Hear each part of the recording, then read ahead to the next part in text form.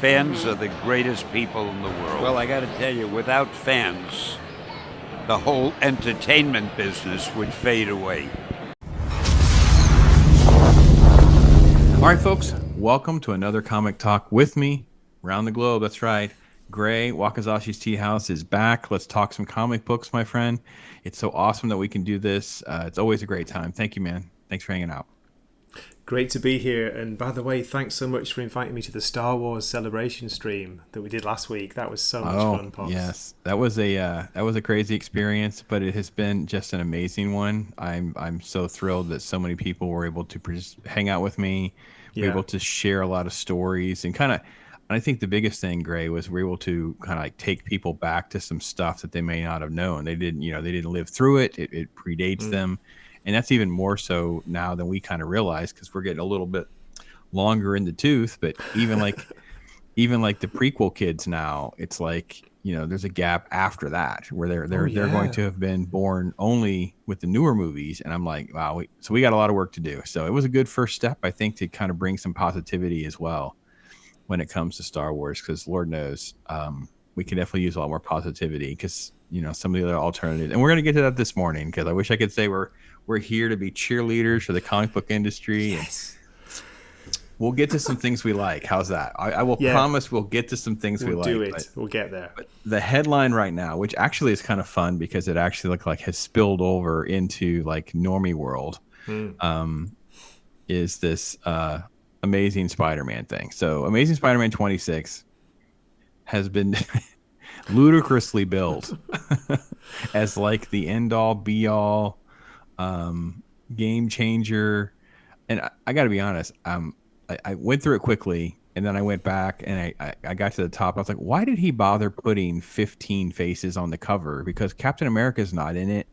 I think this is Tombstone in the bottom left. I don't think he's in it. Half of them don't show up, Pops, do they? They No, don't. what? You're Why did we right. bother? Why didn't we just put put the 9 people that are in it? Like I don't. I hate this stuff. Actually, I gotta give a little negative to one of Gunslinger Spawn's alternate covers involves like this massively elaborate, beautiful clown cover, and clown's not in that book either. Yeah. So it was same kind of thing. I hate those kind of things. Just stop doing that. Do it right when it matters. So right off the bat, I kind of had a little bit of a bad taste in my mouth with this book. So I was like, what are they doing? So just quickly, we're going to go through, and it's like kind of a flashback to Kamala, and it's basically I don't know. First off, let me say this, Gray. She is so inconsistently drawn. I don't even know. I can't even get my head around what she's supposed to look like. Oh dear, don't get started on that. I know they gave John Romita Jr. An extra month to do this one because I think it's a larger issue than usual, Pops. And you're paying $4.99 for it as well. It's more expensive. But yeah, I've heard that from quite a few people in my comments. People saying it's inconsistent. That even colours are changing in clothes, which I didn't notice. But his face is, Pops. What is the problem? Do you think? I don't know. John Romita Jr. is such a great artist when it comes to He is. action. When it comes to action sequences and Spider-Man, he's such a great fit. But when it comes to some of this other stuff, look. I mean, I know that it's a different perspective, but she's clearly got like a grayish blue blouse on, and then when they cut to the back, it's clearly a much brighter blue. And I'm like, I understand what they might be going for, but it doesn't work for me. And this happens all the time through all of these books, and it's not like I know it's nitpicking in this moment, but it happens all the time. So let's get down here to this summary because as someone who's abandoned Spider-Man, who's not suffering like yourself, Gray, I don't know about you, but I actually appreciated this synopsis so I could be caught up to what has been going on for like, I don't know, 15 issues maybe? I mean, it's been so long. I don't even know what to say. I've lost track as well, Pops, yeah, when this storyline started. It's been seeded, for a while, but we've had so many different storylines in these first 26 issues that you just lose track of who's who and which character's where. Yeah, so in here it talks about Raven, the AKA the emissary, and sent Yeah. Peter and the then girlfriend Mary Jane to another dimension. And while Peter was able to escape, Mary Jane was left behind. So you end up with this alternate dimension stuff that they're doing, and it's like, oh, look at how clever they were because they got all of this press about Mary Jane's married now and has 2 kids, and Peter was all, I mean, I gave up, man. Peter was sulky and sad, talking about something that had happened, and we didn't even know what he was talking about for like issue after issue. I'm like, oh my gosh, tell me what they're talking about. There was no editor notes. There was nothing to go on. They did the classic mystery box, which is getting so tiresome, so overused and overdone, and they drew out the storyline, as you say, Potts, from issue 1 of this relaunch, which is, it feels like 4 or 5 years ago. I know it isn't. It's maybe just over a year and a half. But yeah, so we're finally getting to the end of what Peter did, and it's like, does anyone care anymore? Do you care, Pops? No, I not only don't care, I stopped reading it. The only reason I read this is just because of the publicity and because I was able to get my hands on something that I could just look at quickly and, for free, to be honest. And it at least explains in this little paragraph, like, Peter was trying to rescue MJ, so he's doing different things, and he had to betray, the Fantastic Four to do it and things like this. So at least we get this. Why would this have not been something that we could have got our head around earlier? It just, to me, it just shows that Zeb Wells he thinks he's way smarter than he actually is, in my opinion. By the way, Pops, can I ask, who do you think writes these recaps? Is it the editor, Nick Lowe, or is it Zeb Wells does it? Because I'm not sure. I've always wondered that. Yeah, you know what? I don't know. Can you just point out one line in this, Pops, on the recap? It's the second paragraph near the bottom. After Kamala Khan, it says, and this is very important, this sums up Marvel's approach to Spider-Man. Nothing good in Peter's life can last. There you go. And Raven has returned to make sure of that. So they don't want him to be happy, do they? That's a lot of the criticism from fans. For me, I've not been too hard on it, Pops. You know what I'm like. I'm pretty fair, and I've been enjoying things about it. I'm not saying it's the worst comic ever, but it just feels like we talked about the broken run before with all different tie-ins and events that don't matter. If they'd just done a consistent run and told a story in like 10 issues to get here, that would have been so much better.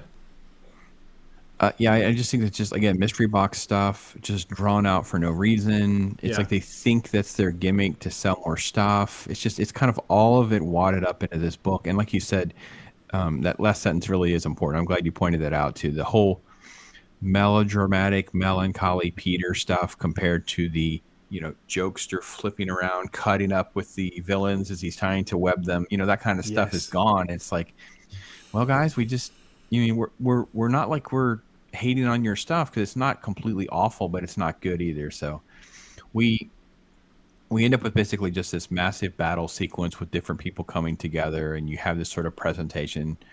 I actually will say, as far as the context of the book and Raven being this villain, I don't have to know a whole lot to sort of enjoy all of this. I don't even know, like, I don't totally get what his powers are, but I'm okay with all this. No. Like, as someone who's not been reading the book and getting in, I got good action stuff. Like I said, Romita Jr. knows how to do action stuff. It's a good action scene. Yeah, it is. What do you think of Gold Goblin, by the way, which is Norman Osborn? Yeah, I mean, I had to pick that piece up later on because I didn't quite know.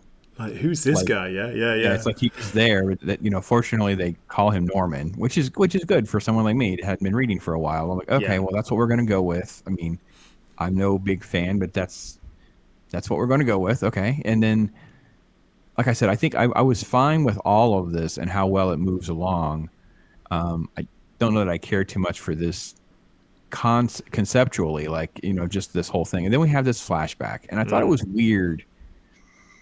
I don't know. I would love to ask Romita Jr., like, okay, why did you decide to kind of like do like a sepia overlay? Like, you kind of like laid a different color over. I don't hate it. I don't like it. I don't know how to explain it. What is your thoughts, Gray? Oh, I really did they think we're so stupid that we can't tell this was in the past? They're going back into the past, so that's why I guess they did it, to make it very clear that this is, this happened. I'm not even sure how long ago, but yeah. I don't know, Pops. I don't know. It's just the colouring is strange, and look at Peter's face and Paul. We've got Peter, Paul. No Mary. Oh, we've got Mary as well, haven't we? Yeah, Mary. Yeah, it's a pun. Oh, yeah. Oh, no. Did you not know that? Did you not get that before? I think I did. I just forgot because, this series has been so forgettable. Oh, they probably think, and that's the kind of thing, folks. And I know this is going to sound just like I'm piling on, but as someone who's interviewed so many of these people and I've met them, and this is really not as much about like the comic book people as the Hollywood people. Oh yeah.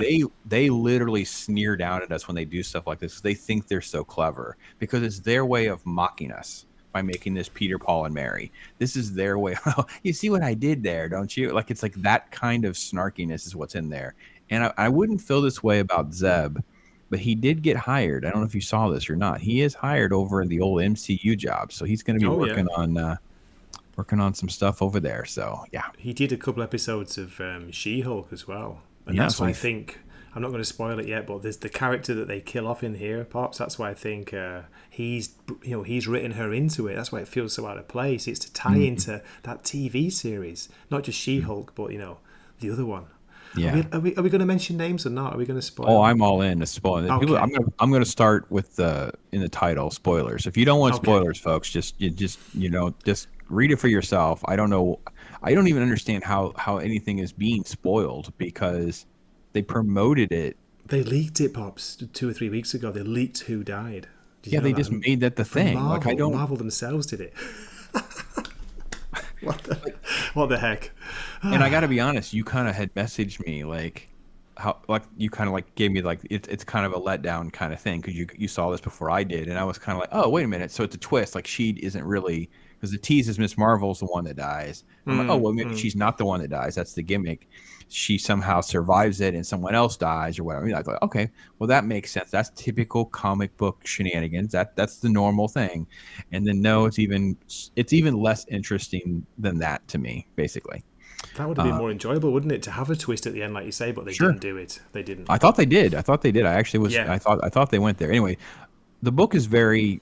It's a very perplexing book because all the action and all of this I actually like a lot, and I will say I did like, even though I don't totally understand this concept of Paul and these two little kids, the fact that this is sort of connected to this and these kids are sort of like sucked away.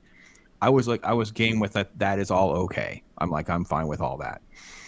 And then, of course, it just kind of proceeds with the okay. So then I have this moment that happens where Mary Jane is suddenly bursting out powers, and I know that she's been in other books, and they try to give her power. I don't even know where this comes from. I don't either, Pops. All I can guess is that she's got two devices on her arm. They look like digital watches, but I think it's to do with that. I think it's something that they developed in the alternate universe. Well, there you go, folks. I'm sure you guys in chat, if you see this, you can let me know, like, why is it she has some sort of like power watches to fight Raven, and she's completely unhinged. Like, as far as I know, she doesn't know what happened to the. Oh, I brought your babies home. Okay, yeah. So he does say that. That's right. He teases it. He doesn't say it, so directly, but he teases the fact that, I'm going to take them away. They're part of me or something. Maybe they were illusions because they were actually orphans that they found in this alternate universe, Pops. They kind of adopted them. Yeah. So then she kind of becomes unhinged with her magic watches and starts fighting. And then out of nowhere, the Fantastic Four show up. And I'm like, okay. Very, very badly drawn Fantastic Four. Look at Ben Grimm. What's happened to him? He has no. So, if you guys have watched any of my other videos, this happens more in DC than Marvel. And maybe it's because I don't read enough Marvel, but in DC, it seems like every other book or so will have these panels that they don't even try on. The people don't have faces; they have like little dots, and just like there's no. It's like I don't know what Ramita. Again, I'm going to go back to our thesis. If you remember, we covered some Spider-Man way back when this first started, and I kind of thought, does Ramita Jr. have like some assistants, and the interns are the one doing some of this? He doesn't have time. He only focuses on certain pages and panels because this is inexcusable from him. It's really, really sad and meek and pathetic. I wonder if he does. That's interesting, isn't it? Interesting point. All I know is that he is very fast, isn't he? As far as I've heard, he's a fast artist. Well, it's very unimpressive, and it's still not a lot to go on. I mean, it's still just very. I mean, obviously, we clearly can tell who everybody is and stuff, but there's nothing interesting happening with the Fantastic Four at this point. Then it's like, giant monster. I'm like, okay, go ahead. Reed looks a bit like Peter, just with a bit of grey hair, doesn't he? He's like an older version. It's the same face almost when you look closely. Oh, you're right. That's supposed to be Reed, isn't it? Yeah. I don't know Reed who's looks who. exactly like Peter. Hold on. Where's that flashback sequence? The first one. Yeah, right there. Right there. They look almost exactly the same. Huh. And I don't like to be critical, parts. I will point this out. I wish I could draw as well as most of these artists, but sometimes you do wonder, like, the quality standards have slipped, or they're just in a hurry to get these books out twice a month. Twice a month is a big problem, isn't it? I don't know why it's twice a month. I don't understand. Like, you're asking a consumer to pay, $10 to $12 a month is ridiculous. So you've got to stop. That's ridiculous. And if you are paying $10 to $12 a month, please stop and just invest $10 to $12 a month in something that's really good from the past, and then just come back around to these, because they'll be in the dollar or below bin depending on how big your local comic shop is. I promise you, 100%.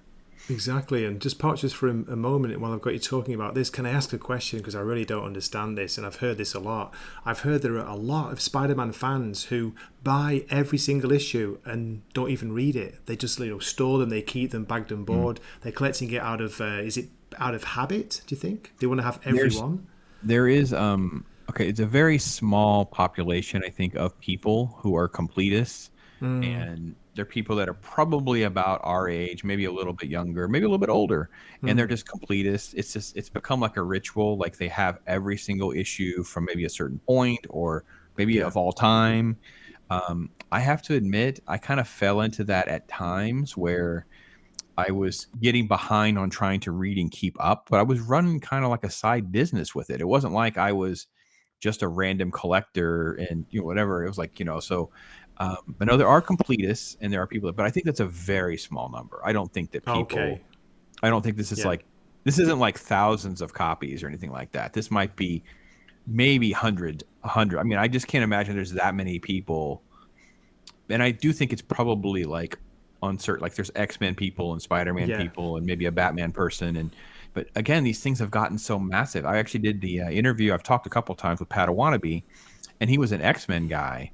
And he would talk about some of the stuff he's missed out in the 90s because he couldn't afford to keep buying beyond the X-Men. The X-Men just kept expanding into like 6 and 8.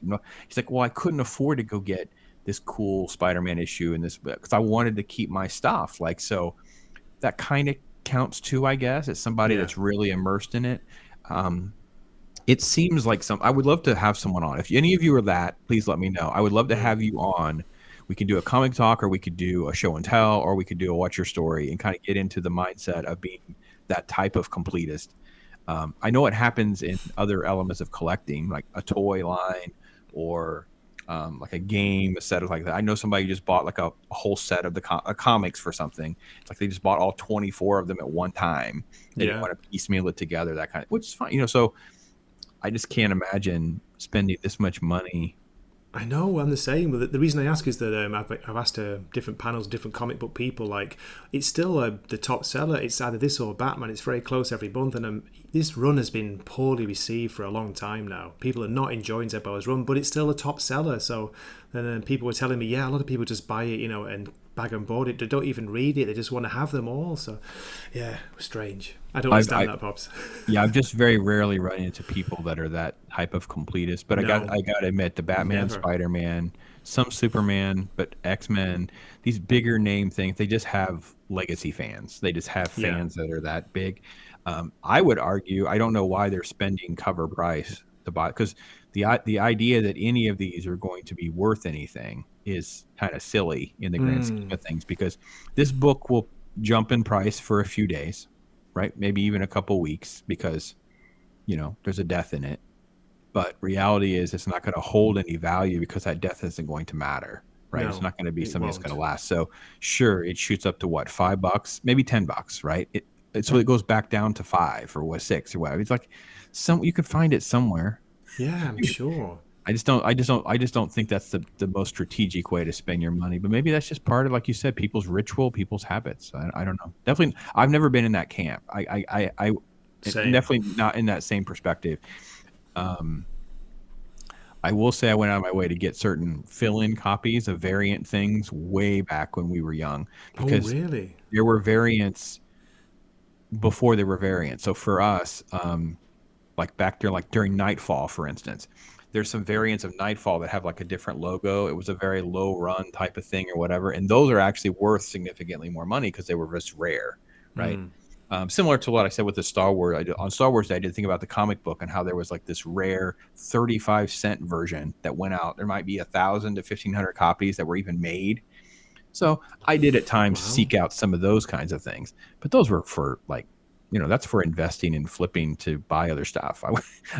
I wasn't like, I got to have it to keep it and hoard it. That's not my thing. Anyway, so the action sequences are fine. I thought all of this was good. I actually have to give Miss Marvel some credit here because in this fight scene, she's actually not only relevant, she's actually holding her own and she's interesting, except the fact that we have this silly Marvel humor, right? So What? I don't get her fight powers, scene. Pops. I don't know the character that well. I've never read her comic book. Her old Yeah, she has like Mr. Fantastic, stretchy, elastic Reed type Richards. stuff. Okay. But she's an Inhuman, so it's different. And she does have some other elements that we don't ever see Reed do. They changed her in the TV show in the Marvel Universe because they didn't want her to be confused with Mr. Fantastic, as far as I know. But here, this is the Marvel Human, right? Get away from my friend. And it's like, unhand. And she smacks him. And then she says, we can be friends, right? And it's like, listen, that Marvel humor stuff, even in the comics, is just the worst time. And like, can we not do that? Can we do that in a minute? Can we do that in a minute? Like we have to do it right then. All right. So then you have Norman versus the monster, and then Thing. I don't understand what happened here. I really did not. I'm not trying to be facetious. I didn't understand what Johnny does here. He sort of like uses his fire powers to shoot I Ben know. Grimm. I'm the same, not. Pops. I don't know. Yeah, I don't understand. Like, I sorry, I'm really dumbfounded because I'm spending time thinking about like, well, they're trying to say that Johnny has the ability to create so much combustion that we can launch Ben like a rock. It's Does so he have terrible. a cannon there? We don't see. Does I he don't know. make a There's cannon no- out of flames and fire him Yeah, through there's no it? setup. We don't have any setup. It's just next thing you know, there's a big flare, and we're like, okay. I feel like there's a page missing or a panel. It's like, what I know. happened? I got flashbacks, Pops, to the what's that classic X-Men move? The fastball, something ball. I can't remember. Oh, right, Cannonball. Yeah. Yeah. It's just something like that. Yeah. I don't know. Yeah. All right. Then we cut back, more action, shenanigans, lots of fighting. It's all fine. None of this is bad. I'm not thrilled. The art looks like, again, inconsistent. This panel looks terrible. This guy, like, Raven's face looks awful. It looks yeah, a vampire and Lobo did something inappropriate together and we got that art. That's all. Oh, that's a good call. Yeah. Mobius and Lobo. So all of this is just, there's just not detail. Like the Fantastic Four in their little bubble, and they're flying around. There's no detail really. It's supposed to be far away, but He keeps them just small, doesn't he, on purpose, I think. And then look at this here, Pops. I wonder what this was to start with. That's Reed Richards' hand. He's working, do some kind of symbol. He's worked out that monster is based on glyphs or symbols. But what is this? Is that his hand? Seriously, it's meant to be. I think it's his hand. Yeah, because on meant this to be in his this panel, you can see his hand sort of morphing, but then they Starting to cut, and move. because we don't see his wrist, I don't think we understood that this is supposed to be his hand. 'Cause I kind of paused, like, you can scorch this symbol onto your friend's head, and then in order for us in the audience, I guess, to tolerate this, Johnny says, "Reed, you're still the weirdest guy I know." I love it. And then she goes over and he scorches. This looks nothing like what Reed was doing. Like, I don't Hand understand sign. Yeah. what they're going for. Like, And what happens, Pops? What's the big effect of this? The symbol, scorching the symbol on the monster's head. It says Clorb. globe. That's it. Yeah. And then just Great. dust. We assume it's just collapsing. And Mary Jane says, "Whoa." And then he goes to a portal. Out of nowhere, he's through a portal. I don't forget when he left in a portal because we saw this right here. And he pops out and attacks them. He talks about he can manipulate space and time. If you notice, he's coming out right near Mary Jane every time. Now Yep. he's coming out. Maybe he can track her somehow. What do you think? Yeah, maybe. Yeah. And then it's move. I promised your boyfriend. Spider-Man's not my boyfriend. Like, please stop. They Please had to get it stop. in. They had to, yeah. Yeah. And then it's just this stuff happens. They're barely able to escape in some ways because, trust me, she runs off. She runs off. She leaves MJ on her own. Think about that for a minute. She leaves MJ thinking she's helping her out, but we just saw Rabin like portal right at MJ. So what's she doing? Then you see all this running, and then you have alone again, sacrifice. That's fine with me. Let's do this. And then she's run through. And when I saw this, I thought, oh my gosh, they went for something cool. Oh wow, they kind of got me with the cover and the thing, the story, and everything. I'm like, They actually did it. They killed Mary Jane. The rumors were true. Were they going to go that far and kill MJ? yeah. I thought, wow. And I'm like, because my hesitation was, well, I don't even know. Are we actually in our dimension or not? I don't even know anymore. No idea. So we go back and forth, and we cut here. And then he's like, I am whatever, and the word is mine, and slaughter, blah, blah, blah. And then it's like, no, it's all fake. It's not a thing. It was not what you think it is. You Because didn't bring the Scarlet Woman. They keep calling her the Scarlet Woman the whole Scarlet time. Woman, yeah. And then when they cut back, they realize that he's holding Kamala and only Miss Marvel. So, yeah. Yeah. So that's the big twist. That's the big thing that she, I guess, made herself look like Mary Jane and did this. That And bottom everyone, panel then with a Miss Marvel in her eyes. Sorry, that this middle is panel. terrible. Oh, it's Yeah. just awful. Like, I know it's mean to laugh, but it actually made me laugh, Pops, when I read it the first time. I don't know why we needed feeling it. sad. I don't know why we needed it. I don't know why we didn't just have the panel on the right and then like a tear falling down Peter's face. Yeah. Like it really would have just been fine. We didn't need the eye rolling. Did you know Miss Marvel could like change her appearance? Could That I did shapeshift? not know. I had Like no she's idea. completely become She's like MJ. down to the clothes. Like Yeah. I mean, listen, that denim jacket, man, or that zip up jacket. Her silly little mask was gone. Her Zorro mask was gone as well, and she's just there. And It's she like, got the watches. She's got the power watches and everything. Yeah. So she knew what she was doing. She went down to the detail. And then it's just everybody standing around being sad. And Norman's like, she wasn't interning. She was watching me. She was being a hero because that's what she was. Yeah. And then there's the revelation about the kids, and Paul and Mary hug, and this is how we end with which is the photo that we all saw and it was leaked and everybody's heard about and that kind of thing. This is what we see. But the kicker for me, because you get a little bit of thing, was this. Me too. I made a comment on this in my review, big time. I'm like, you have got to be effing kidding me. The Marvel Universe mourns Kamala Khan. At last, Marvel Comics presents a previously classified cover and solicit for Fallen Friend, The Death of Miss Marvel, #1. I cannot even tell you, like, it lists 3 variant covers. I'd be shocked if there's only 3. And then they have this. Scroll down, Pops. It gets better. Oh, it gets worse. Oh, it gets, yeah. This image right here. all of these ladies, I guess. The heart of the Marvel Universe has stopped beating. Kamala Khan has died a hero's death in Amazing Spider-Man #26, saving our entire universe. Gray, did you get any essence that our universe was in danger? Because I did not. Not at all. And I had no idea that she was the heart of the Marvel Universe. That was news to me. Of course she is. And I got to be honest, I don't think she ever looks like this in this image in this book that I've been reading. She never looks like that at all. See, this look of how they have her with her flowing hair, and she looks very young and peppy here. Yeah, that is not the Miss Marvel that we've been seeing and reading about. No, that's much closer to the TV series, the Disney Correct. one, isn't it? Yeah, very much so. And then they have a fallen friend, the death of Miss Marvel. I assume this is a variant cover. This is our tease for 27's Doc Ock. But, oh, brother, this was a painful one.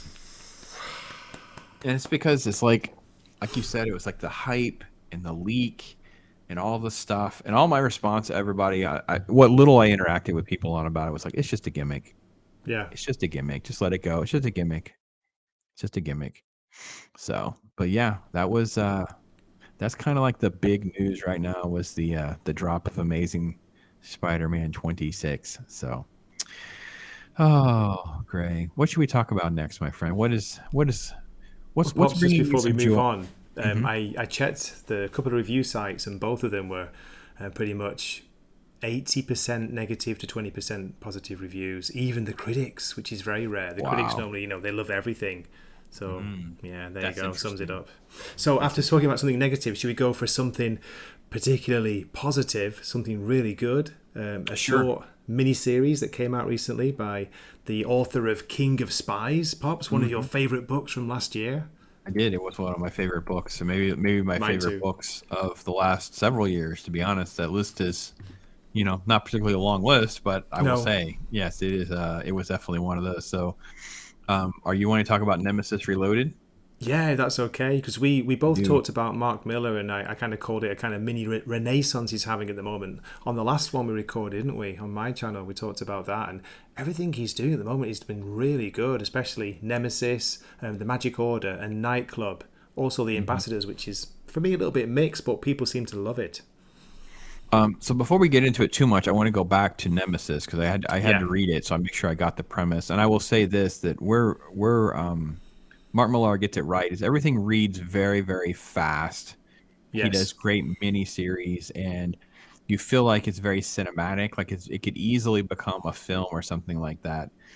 Um, I'll say this with the conclusion of Nemesis, the first one, where you have like this person that he's going after. It ultimately culminates with an incident there at the White House, and this husband and this wife, and what's actually going on, and kind of like twists and twists and twists. I liked all of it, and even the idea that he has created like this psychological torture for the main characters to out all of their worst secrets in that the daughter, this is what happened over here, so and so had an affair, the son is gay, he kidnaps the kids and impregnates the daughter, so they end up adopting these kids. All of that I think was great. But what I kind of had some hesitation was I felt like at the end though it has like a little bit of a twist that Nemesis isn't really Nemesis, and there's more to the story. Is it an agency? Is it a hired person? Like there's allusions to something that's beyond that. Um, so my only criticism with that is I felt like that was very. It didn't seem believable to me because we see Nemesis is in these incredibly elaborate action sequences and things like that. How did that work for you, my friend? Yeah, pretty much the same. I was not disappointed, I would say, with the finale, but it kind of, I guess he did it to leave it open for what's coming next. Pops, there's going to be a big crossover event with Hmm. in the whole Miller world. What do you call it? IPs. Was it called? Hmm. Is it Big Game? Isn't it in July? Big But game. Yep. anyway, up to the last issue, I was totally on board. It's pretty much simply it's a revenge story. It's a revenge story Hmm. about this guy who was.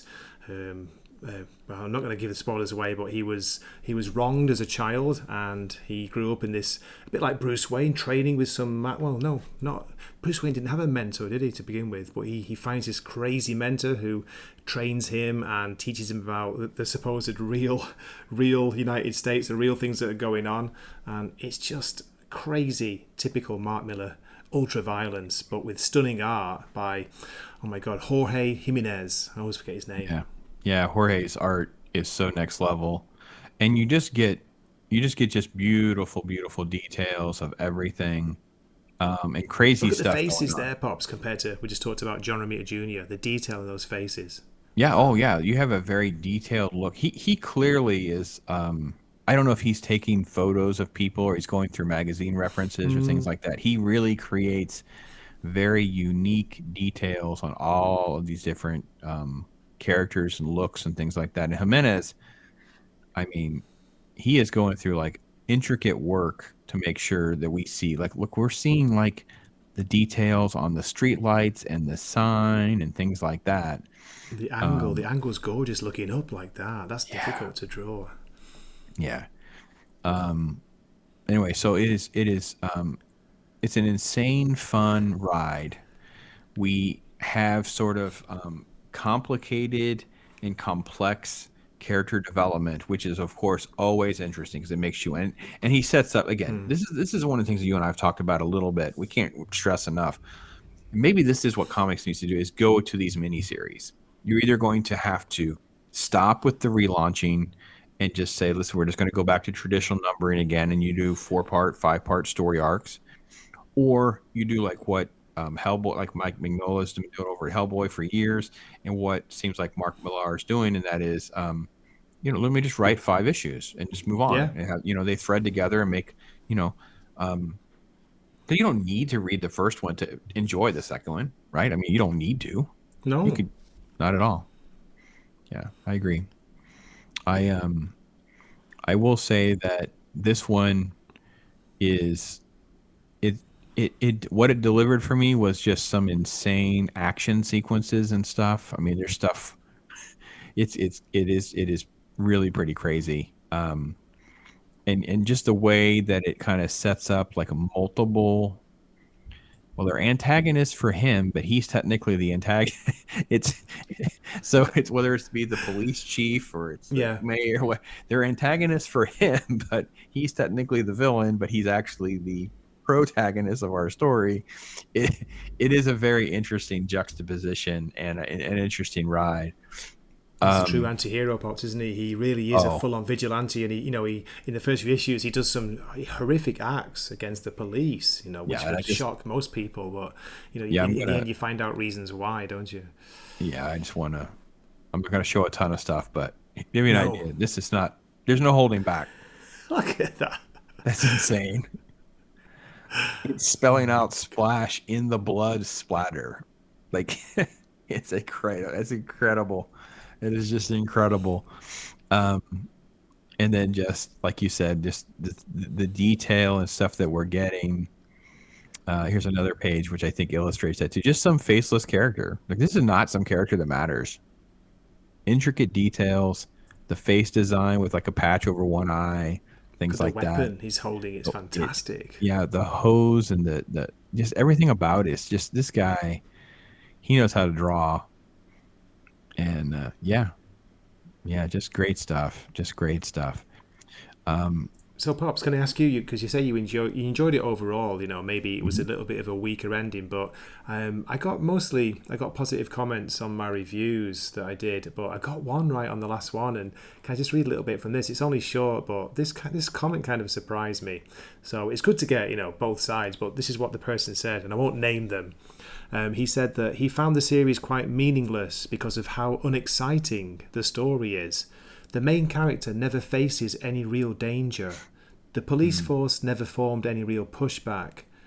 The two fight in his memory. He's talking about his flashback with a Japanese woman at the end. They aren't dangerous at all because the story already tells me that he won at the end. He's talking about stakes. The whole twist is too guessable since the very beginning of the story. I didn't get any message behind the story. That's it. I was like, wow, okay. That's an interesting take. I mean, I do get the stakes argument because obviously we're supposed to get a lot out of it. And I will say that the Reloaded didn't work for me as well as the first one did because I felt like the first one, I was okay with the sort of like complexity of the ending because I don't know much about this world. But we're going to kind of repeat that, and there'll be another twist, and we'll have sort of another who am I really dealing with and that kind of thing again. To call it unexciting, though, I thought the action scenes were beautifully depicted. I understand the stakes thing. Yeah, fair enough. He's kind of unexciting is a difficult one for me, but I think what he is saying, I think, or this person is saying, which I think is fair, is even when he's caught and you have these crazy fight sequences, there's a couple of times where he puts himself in harm's way. We're being told that it was orchestrated. He's allowed himself so he can move the story along or allow for certain things to happen that he could take advantage of elsewhere. And that over manipulation means that he's never really at risk. He was always, sort of in a place where that could work out. So that's a fair thing in some ways. But I would say that whatever the negative or downsides to all this are, it's just still, like you said, it is far superior to everything else. And I will say that the ending, like you said, where it's going to set up, quote, the big game, and you sort of get a real meaningful backstory to the universe that they're in. I think that's what made it work for me. Like okay, it's kind of spoilery, guys, but it's like just they don't ignore the fact that you have almost like superhuman abilities and why it would be just him and there's not an equal opposite person. There's not a Superman to come save the day or a Batman to come save the day, that kind of thing. So they at least you at least get there, which I think was very important for me to stay interested in this universe. So I'm not just watching an uber anti-villain for no reason. No. You get an elaboration of the universe that they're in. And I did like that. I thought that part was really good. He's basically a really darker version of Batman, is because he's got no superpowers. He's just trained. He's trained in martial arts, whatever. He's trained in fighting and weapons, but he's the guy who just doesn't give a crap, and he's going to get his revenge no matter what happens, no matter who he has to kill. To avenge what. I'm not going to spoil it. What happened to people who were close to him? Yeah, he's just like this uber version of a dark Batman. Yeah. If he didn't, if you imagine more like a Deadpool without like the mutant healing elements of it all. Oh yeah. It's almost like he kind of gets closer to that too, or it's like it's not even Punisher because Punisher's different. But yeah, Batman and Deadpool and just this hybrid of that kind of stuff's what he's going for, and it does really work really well. And it's definitely one I could see as being a high recommend. And I don't get the exciting part. I think the excitement level is there all the time. We can nitpick some of the placements of the flashbacks and things like that kind of maybe they don't give you the growth and develop you're looking for because there's not the stakes, because he doesn't actually perish or something like that. Fair enough. But the overall thing I think really moves well, and it definitely moves the overall Nemesis arc and character forward. Even though us as a reader may not totally understand everything, it does make us want more. We do feel like we're getting things along the way, which I think is a lost art in some ways, for sure. It's interesting to hear you say that you preferred the first one, the original series, which I've got a confession to make. I haven't read it. I didn't even know about it until this new one came out, the Reloaded. So I must go and check that out. Do you recommend that one, Pops? Yeah, it was fine. It was good. Yeah. It was a good time. It was okay, and it's fun how there's such a massive gap between the two. Yeah. Here we're seeing them try to level up, right? So they're leveling up on violence, they're leveling up on action, they're leveling up on some of the insanity and things like that. So as long as you kind of keep that in mind, because you're going backwards several years to something that kind of predates that type of focus, basically. And it's like, I don't know, you might be disappointed. I don't know, because this one's so, what I mean? Like I said, everything is leveled up on purpose. You know what I mean? That makes sense. But no, it's good. I thought it was great. I'm happy that you were able to introduce me to something on that scale, because that's not something that's commonplace right now. And at the end of the day, I felt early on like I was just getting violence for the sake of violence. I wasn't really getting a lot of meat on the bones. I wasn't really getting a lot. It was just like that, and that's fine. That's what it is. But there is a lot of subtext there. He does interweave enough subtext to make me enjoy it a lot. Yeah, I wanted more of, as you were saying, his flashback scenes, his training scenes. I wanted more of that, that side of it when he was a child and growing up. But again, it was limited to 5-issue series, so there's only so much you can do. But yeah, I get what you're saying. Yeah, absolutely. I know you sent me this. Are you going to do a review on Alien #2? No, I sent it on purpose because we covered it, didn't we, last time online? Yes. And I thought, yes, I wanted to see if you wanted to take a look at this, because I did a little page count of something. I wanted to see your thoughts, because I did the same. I just looked at it. It's like, oh my gosh, I've only skimmed it like you, Pops. I've not read it properly, so I can't. There's honestly nothing to read. Let's just be honest. We don't. So it was so funny because I was just talking with someone. Oh, James Mealy. I have a comic book talk with James Mealy. We were chatting and we're talking about how this 20th century Fox type logo stuff that they do on comics, there's no creatures in their books. And then the humans, you don't care about whether they live or die. I pointed out I did a little review on Predator #1. And I was like, well, if you love Predator destroying things, that stuff's great and it looks fantastic. But as far as the story and the humans, yeah, I don't care. And then when you get to issue #2, there's like no predators hardly at all. And then it's just girl boss who can defeat a predator. It's like, I don't care. They could all die. I'm cheering for the Predator at this point. And then we did our little live reaction, if you want to call it that. Like, well, let's open this book up and take a look. And there was no aliens in our alien book. And in fact, I've used that satellite photo. Remember that one page where there's nothing on it? It's Yeah. just a bunch of satellite dishes. I've used that now as reference of how bad things have gotten that we somehow pay people to do this. Oh my goodness. So when I saw this, the first thing I did was, try to count some pages. Like, where are we at on things? First off, I was turned off right away. Like, in my alien book, that doesn't make me want to buy a comic book. Like, I'm looking at some girl with freckles and her head shaved on one side with a face hugger in her backpack. I'm like, okay. Oh, have we seen that haircut before, by any chance? Like, it's everywhere. I think it was in the other book. It was in dear. Spider-Man. I'm sure at least one character had it. So I didn't read it. I just skimmed and go, listen, we're at 1 page, 2 page, another page.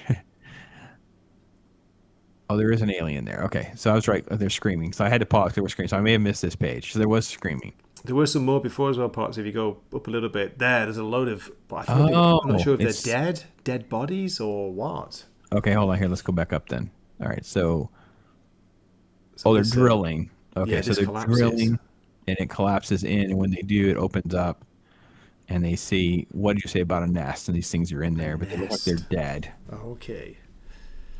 And then you go and you have this one that looks like it's moving, but it's not, right? Again, it's not clear. No, I have no idea what's going on. First of all, and again, I scrolled past it because I didn't realize those were aliens. Like, it's just a bunch of shadowy silhouettes. I'm like, okay, all right. Yeah. I see. So he's actually screaming because he's got the acid on him, not because it actually attacked. Oh, right. Okay. No, okay, wait. How's he got acid on him if he hasn't attacked it himself? Because they don't. They don't spit acid, do they? Or no, it just drips out of their mouth. Okay. I'm just not getting. It's dripping from something. Look, so maybe it's above him or something. But right. Look at how it flips upside down. Like, this is the guy's hand, and it's like it's all upside down. It's confusing, yeah. Right. So this is what we have. We basically have a bunch of drillers. They're doing their thing, and then they sure know a lot of information for people that have put themselves in harm's way. So they refer to the term xenomorph here. Yes, it's not till here pops until we actually see. Okay, there are some living ones. They are alive. There's one running here, but there are two, aren't they, at the bottom there? Yeah, right here we have. There are some that are on the move. Yeah. But it's like this guy just now reveals that I've seen some classified studies, but nothing in the field. Like they know this stuff's out there, but they put themselves in harm's way. And then you have their little synopsis, and I'm like, all right, whatever. It's it's supposed to kind of like tie into the stuff that we've seen, but I don't. Yeah. I'm not picking up the breadcrumbs enough to care. Like, I was like, oh, okay, whatever. Do you know Declan Shalvey? The writer, no. Sorry, Shalvey, Declan Shalvey. I don't know. I've heard his name, but I can't think what else he's done. Just curious. No. Okay, fair enough. It may have just been from the last issue. It's the only reason I recognize the names. I didn't recognize her names, so. I'll have a quick look. While you have a look, yeah. So yeah, we have all of this. The ISIS thought, well, here's our title character because she was on the cover with her shaved head and backpack. She's sneaking around the ship in the vent. She gets caught, and whenever they catches her, the face hugger kind of pops out and gets him, which I thought was actually pretty cool. That's not bad. That's what we want. We want some stuff like this. Was that in her backpack the whole time, and she didn't know? I don't know if she didn't know. I don't even have the setup, and like, why would she not know? We see it. We see something sticking out. Oh yeah, that's right. I missed that. Yeah. Go back up. They talk about her here. Zasha discovered a frozen face hugger on an evacuation trip. Wayland Yutani dropped in announcing they've bought out Talbot Engineering, now dig site research, but something dangerous is frozen deep in the ice. Okay, so she found it and she just basically put it in a bag, frozen, and it's thawed out. She thought it was frozen. Now it's thawing out. Okay, got it. Wow. All right, face hugger, and then we're back down to this is the excavation team, and they're just going around, and we get our little alien tease right here where it's crawling up on the thing. The art is so uninteresting to me. You know what I mean? I guess that's part of my problem with the way they keep Me everything. too. It Yeah, there's just no it just like threat as it pops. There's no like level of danger or thrill or even horror. It's just kind of like, oh, there's an alien. yeah, it's just a shadow. It's like there's no contrast really. It's just you have to. I mean, like you can easily just kind of. I don't want to say miss it. It's just like it doesn't make a big deal. And then when you get to the faces are terrible. Faces are They've terrible. all got the same eyes, and then we get a decent image at last, a decent shot of the alien, the What xenomorph. we've all been wanting is actual aliens in our alien comic book. Page 13. We don't get anything too gruesome. We just get gruesome off screen.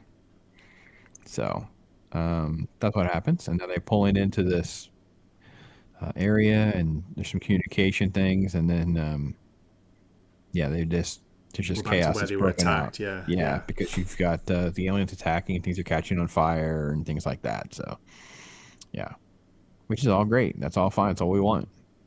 It's just like we have to go through so many pages before we get back around to it again. It's a lot of setup. It's a lot of text bubbles, isn't it? A lot of dialogue at times, Mm-hmm. Mm-hmm. and lots of shots of faces. Another shaved-haired girl. Another shaved-haired lady here. Then they found the person with the face hugger attacked. Face hugger's there on the floor next to him. It's dead. Oh, thank goodness for that. Everything's okay now, right? Right, and then you start. Some lizard thing jumped out at me. Must have knocked me out. I don't know, man. I feel pretty. Ah, what's wrong? And then you have the blood splatter and the aliens coming out. That's pretty shocking for a Marvel comic, isn't it? You can tell why there's what do you call it? There's a parental advisory on the front on the cover. Yeah, but they do that all the time now because they want to drop cuss words. So it's just so stupid to me. But yeah, no, for an alien comic book, this is what they should be doing. Yeah, the alien comic book should be at least PG-13. You know, I'm okay with that. And if you want to go a little hard R, then just put the mature audience thing on there. I don't know what they do. I don't know if they use that now, but that's what I would do. Yeah. I wouldn't even want to finance a Predator or Alien comic book if it's not for mature audiences. I just No. don't. It's everything else has already been done. Let's do something else. It's not meant to be for kids. This is meant to be for adults. Yeah, yeah. So yeah, here's the infant going, and she blasts and hits tanks. So we have an explosion, which creates more chaos, which is going to thaw them out even faster. Because evidently they're not dead; they were just frozen. So it's very. Yeah, that's it. You have to have inferred that they were frozen in that earlier scene, because that's what happens. And once all this happens, you get a couple of them that have thawed out and attack. Then we end up going back up to. Let's go back up top to that and see if we can kind of figure that out a little bit better. So yeah, we have parental advisory right there. Is what we have. And it's $4.99 pots. You notice that? $5. Oh my gosh. You can probably get some of the really old ones that are not even especially if you want just reader copies. Oh my gosh, you definitely could get like whole sets of stuff. So I guess we're supposed to assume they're all frozen in there. They're not actually dead. It's not clear at all, is it? Because they were drilling through the ice. The ice collapsed, and then it revealing, this huge hole, this pit with them all there. And I guess they just leave them. It's just a weird. And they just left it. They didn't. Yeah. He didn't even go down and check, so I just presumed they're frozen. Don't worry, don't worry. It's okay. Nothing's moving. Yeah, I just don't understand. I'm missing something, but it doesn't entice me. It's not. We've at least maintained our consistency with our evaluation of the Alien series comic book. Because, yes, there we go. So, what else is on the to-do list for you, my brother? Coming up, let me think. I've got to edit it still. We recorded a review of Grant Morrison's Doom Patrol, his third issue. We're talking pops back in 1989. This was, and I remember buying those, physical issues when they were coming out. So I'm going through those with a guy called Jim Werner from Weird Science DC Comics. He's got a really good podcast been doing for quite a few years. He's got a good YouTube channel. I'm trying to introduce him to Grant Morrison because he's like, oh my god, Morrison is crazy, right? But behind the craziness, there's a good story and good character work. It really is. The Grant Morrison stories are pretty fun. Let's just be honest. The dude They're is never dull. no, and I just love that he just has this. You just feel like, because you're British, right? But the Scots are a little off. Like you just feel like they're just a little off, right? You And said you it, don't not me.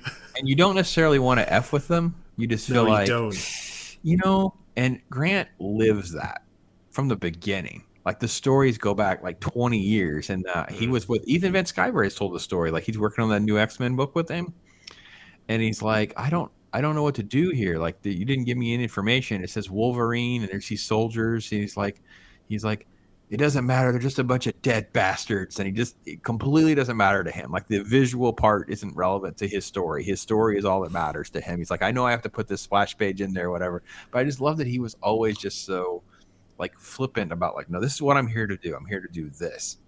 And if you go back to Doom Patrol, man, Doom Patrol is a lot of fun. I should do that too. I should go back and read that because that's some old days, man. I found him on like Animal Planet, Animal Man, and Doom Patrol, and yeah, that was some good stuff back in the day. Animal Man was great, and I got into him without even knowing who he was via 2000 AD. He had a few series in there called Zenith. He made this kind of superhero series where the superhero just doesn't want to fight. He's just not interested. He's more like interested in looking good. It's almost like a kind of pop star style thing, and it was funny. It was something different.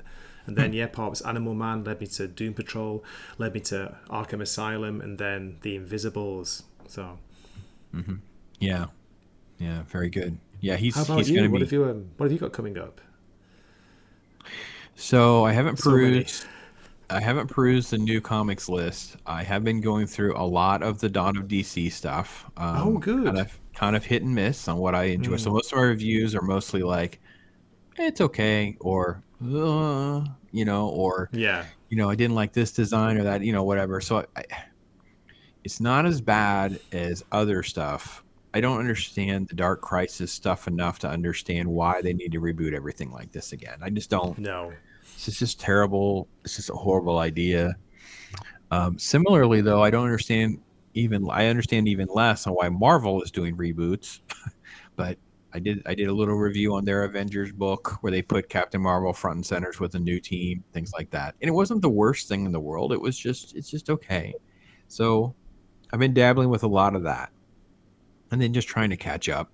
Star Wars Day took a lot.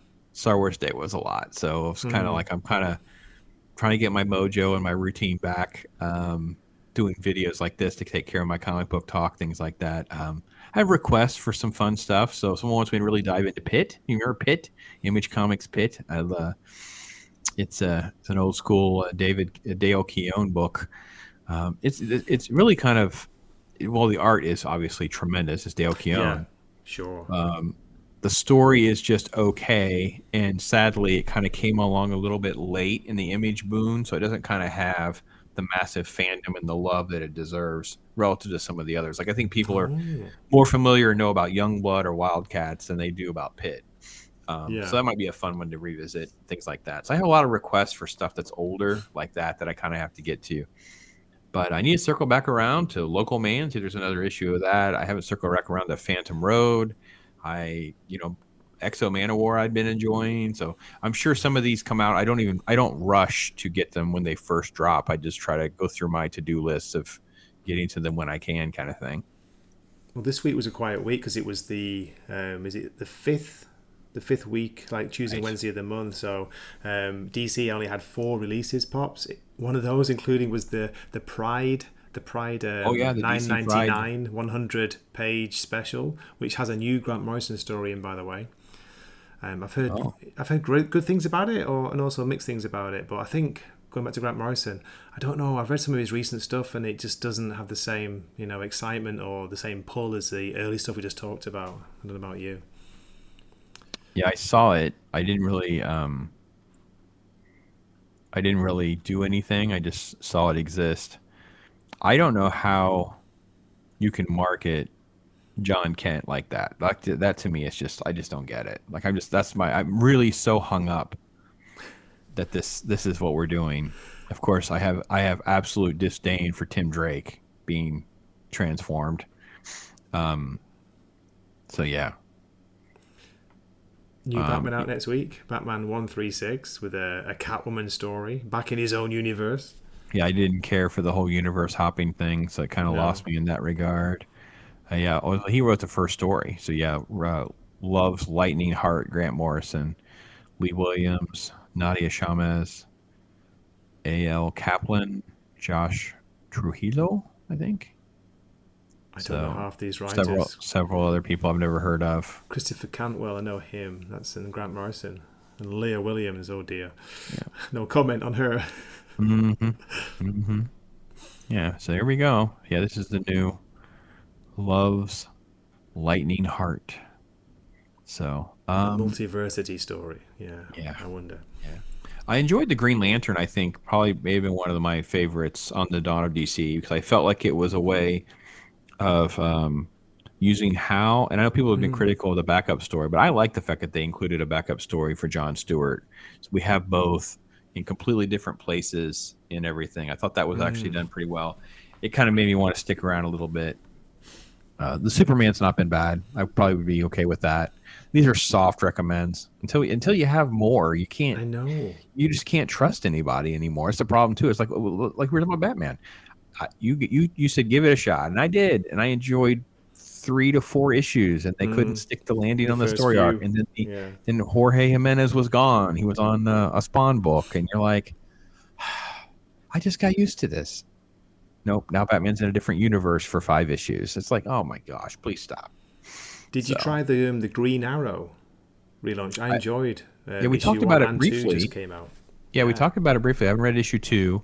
I enjoyed it mostly. That was one of those where I have like apprehension about a couple of design issues and things like that. That's right. Yeah. Because it's like it's okay. I'm not sure. I don't like Connor's design, things like that. But that's like that does sort of like walk on that line of nitpicking. It's fine. It's like their decision. I can be critical if I want. But it was okay. Yeah, it's fine. Again, it's in that let's see how it goes kind of category. Me too. I'm enjoying it parts because I don't know the character very well. So for me, it's kind of it is a relaunch, and it's good to jump on right now, find out about these characters, this world I don't know about. He did a good job in that one of explaining some of the past. Like he had some good.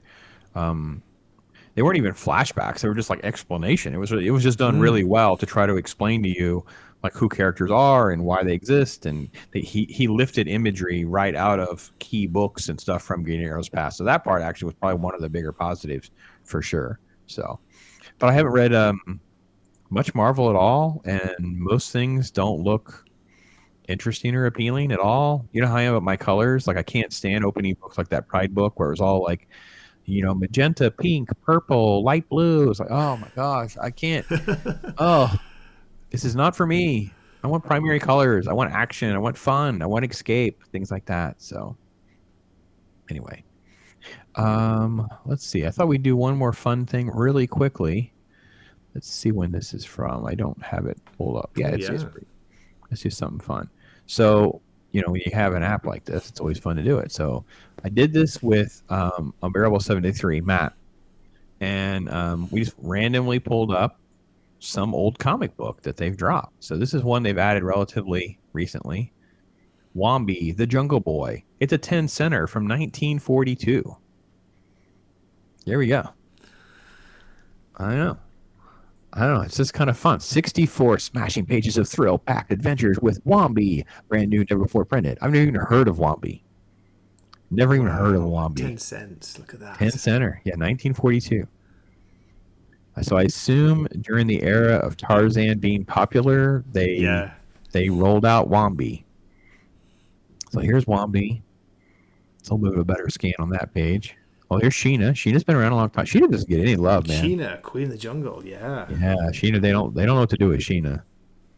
So here's our details. Yeah, 1942. It is published quarterly by Glenn Kell Publishing. I don't know who owns it now. And you have this like weirdly shaped head Jungle Boy. It's just very strange how they, giving him his headdress makes his head look strange, but very wrinkly elephant there. Look at that, amazing. Yeah, the details are incredible. Look at this. This looks like really high-end marketing advertisement. Wambi, mysterious child of the jungle, lives on the friendliest terms with all animals of the wilds. He speaks their language, understands their habits and rules over them as a just king in return. The beasts obey Wambi implicitly and would trust him with their lives. His particular friends are Og, the great ape, and Ton, the huge bull elephant. So very much a Tarzan ripoff, knockoff, spinoff. I don't know how you want to look at it. He's a white turban-wearing little boy. It looks like it's just an adventure story through the jungle, but look at all the colors and how vibrant everything is. Yeah. I don't know what's with this red movement right here. That's kind of weird. But I always thought, I just kind of fun because, number one, how often will you find a 10-cent comic book? And then two, would you even open it? Would you read it? Like, I don't even know that I would want to. I'd be afraid it would just fall apart or something on me. Oh, that's cool. Look at the way they did those panels across them like that. That is interesting. Yeah, I like that a lot. That is actually interesting. Yeah, I like that. I must find some new way to free him. Oh, Ton, look, there they are. They caught his friend. He's got to figure out a rescue. Yeah. Oh, nice facing a cobra. Oh, no. And then there's, it's a mongoose. So now we have mongoose versus cobra.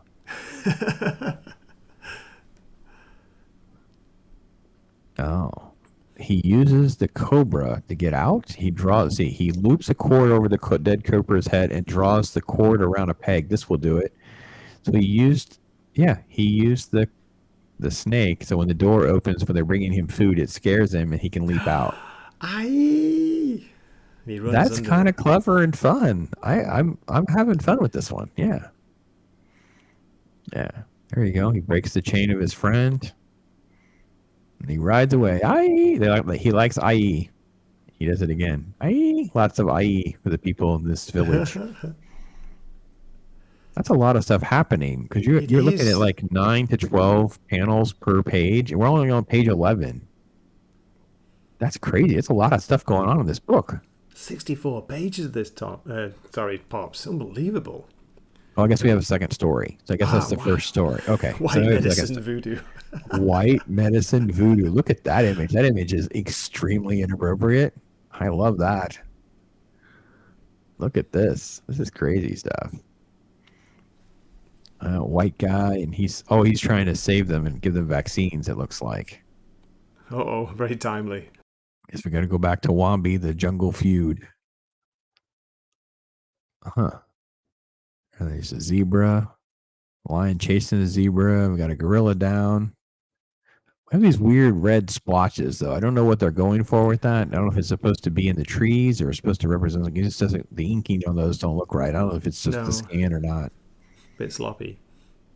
Yeah, this could be. This stuff's so old that this is like newspaper printing stuff from the 40s. That's crazy.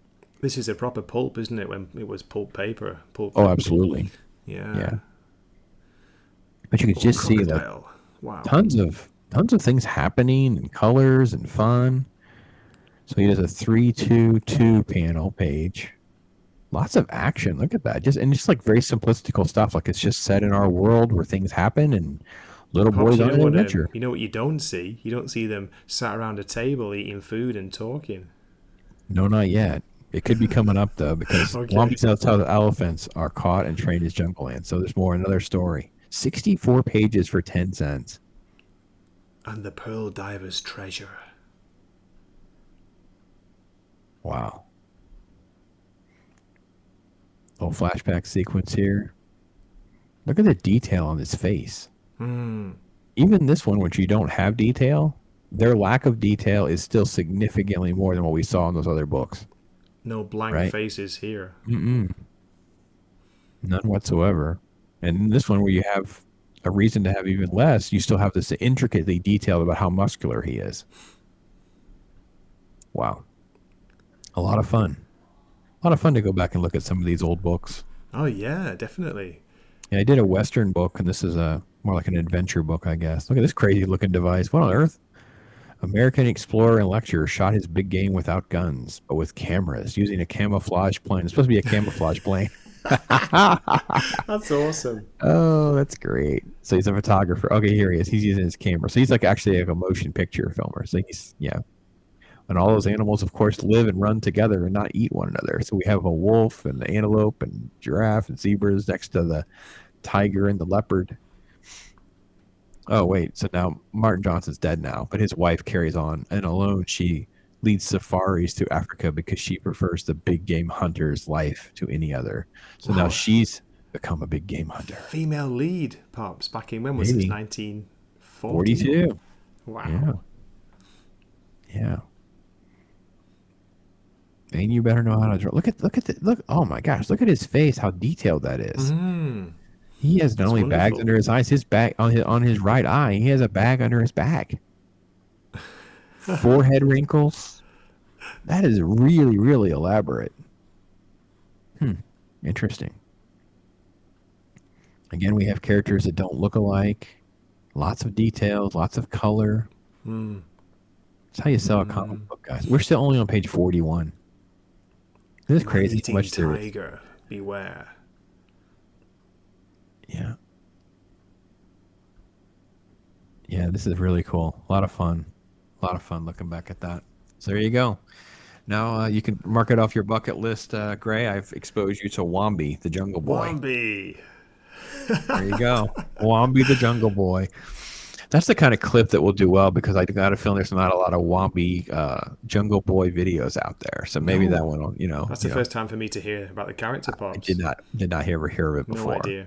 And there are several of them. Hang on 1 second. There are 18 of them. Good grief. It ran for a year and a half, evidently. And just been uploaded, yeah. Wow, that's fantastic. Yeah. Don't know if it's something that carried on in any other form or not. I don't know who owns it or anything like that. Just there it is. So we thought I just love doing something like that every now and again. So, but all right, brother. Well, you mentioned some of the stuff that you're reviewing, that kind of thing. What else you got going on? That's about it, really. Just hoping to get a couple more of new comic book reviews done this week. But I'll tell you what, Pops, I did one. I worked hard. I mean, basically just for time. It took a lot of time to edit the Amazing Spider-Man review I did. It's one of my longest review videos. I mean, we're talking only 20 minutes, but that's long. They're normally between 5 and 10, like you, I guess.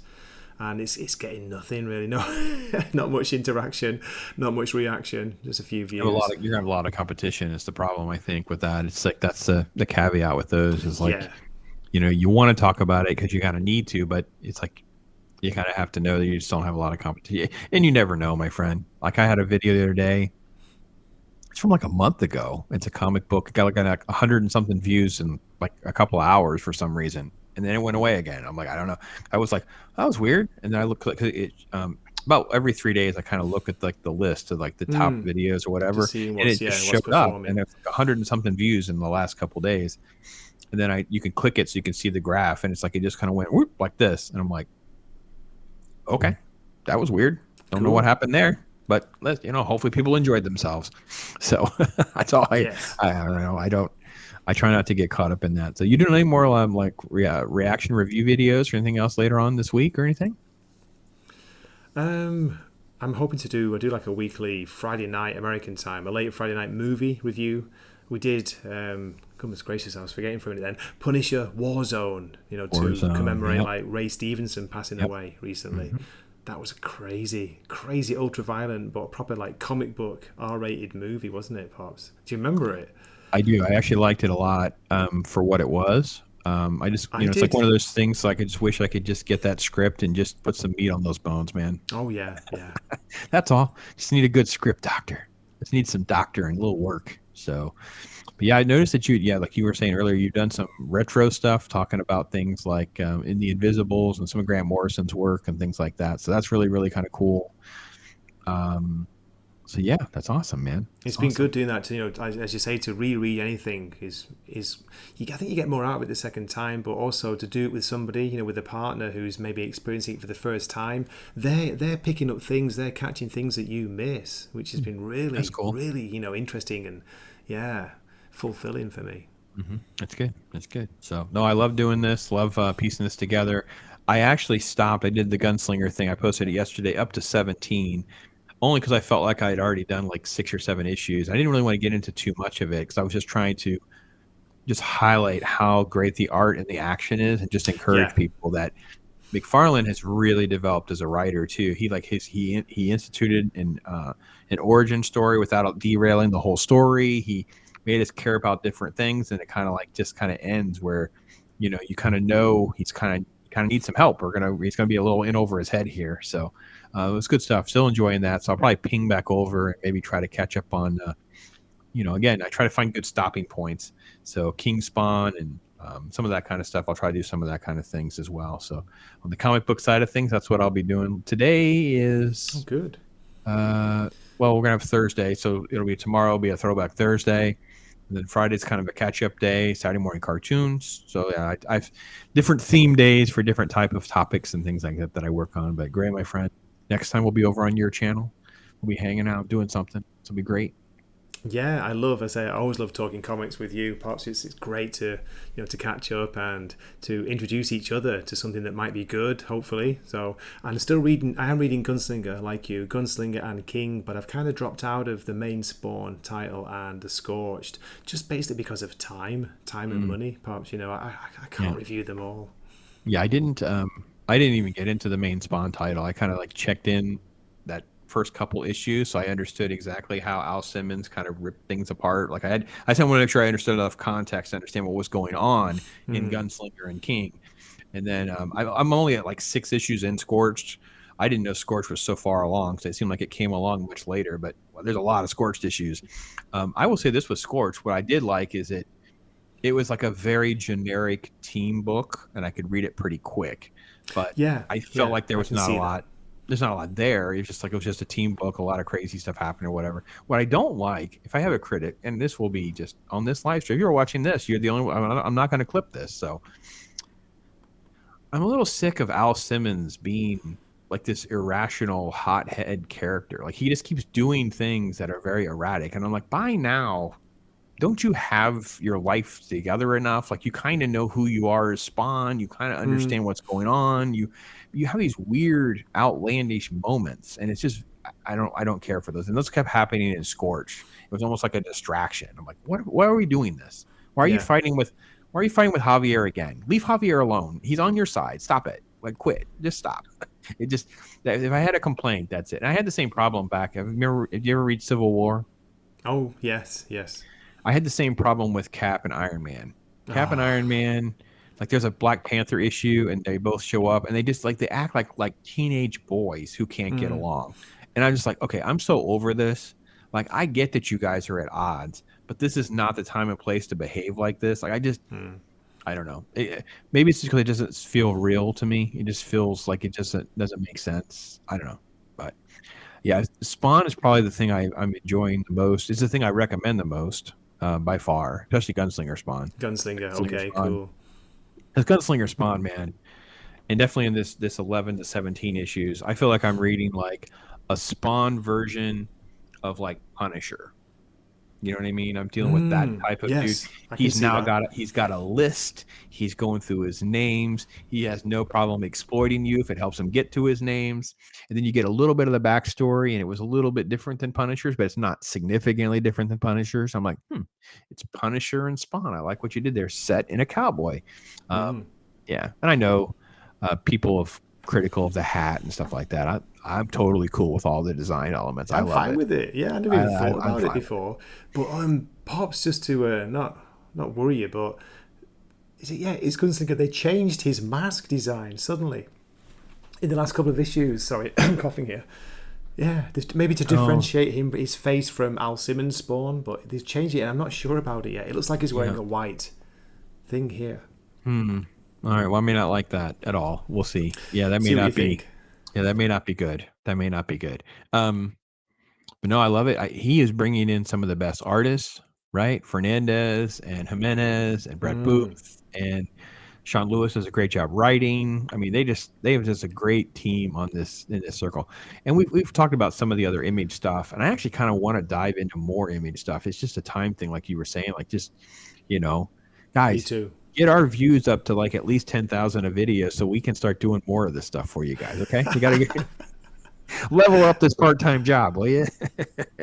but no, that's really it's time constraints. I think we both agree we would love to dive into more stuff if we had time, for sure.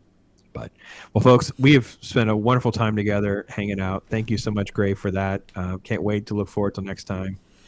Is it appropriate to say "stay ginky"? Is that an appropriate word? Yeah, that's awesome that you even remember that word. Stay Genki. I'm all about Genki. Yeah, Genki. Me Stay too. Genki. Be blessed, folks. Make tomorrow a little bit better today. Thank you so much for watching, hanging out with us. I am Pops.